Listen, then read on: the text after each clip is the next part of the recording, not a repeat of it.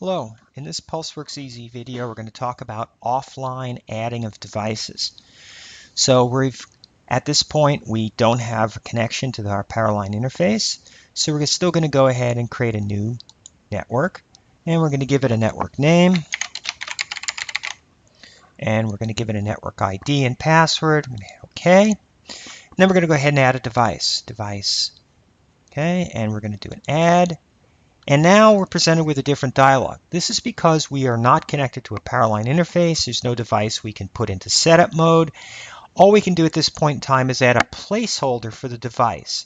So we're going to add the device that I would like to add is a wall switch, the LED CFL dimmer. I'm going to go ahead and put that. We're going to put that in this house in the craft room, and we're going to call it the craft room lights.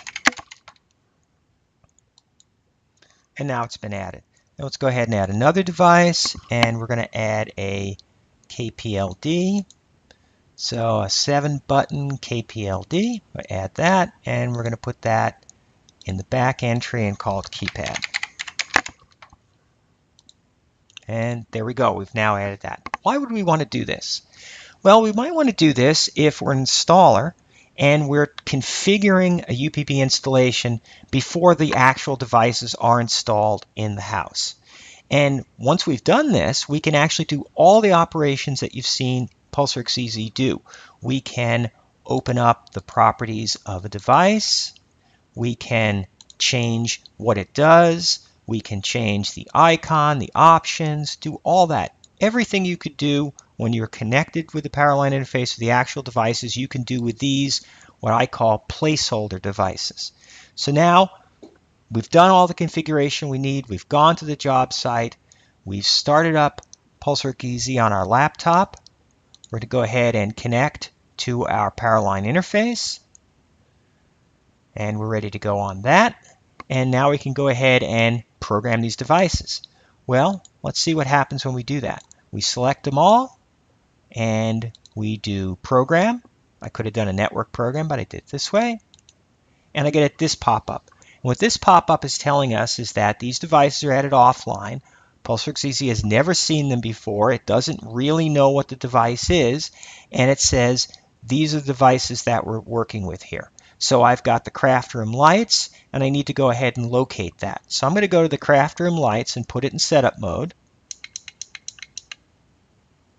And now it's in setup mode. All right, and now we're going to go ahead and press the locate button. And really what's going on here is it's sort of doing the add operation that we've seen before. It goes out and finds the device, it reads it, it makes sure that it's the right type. If I had put the wrong device in setup mode, it would have given us an error at this point, since it says, well, I have to have an LED CFL dimmer switch.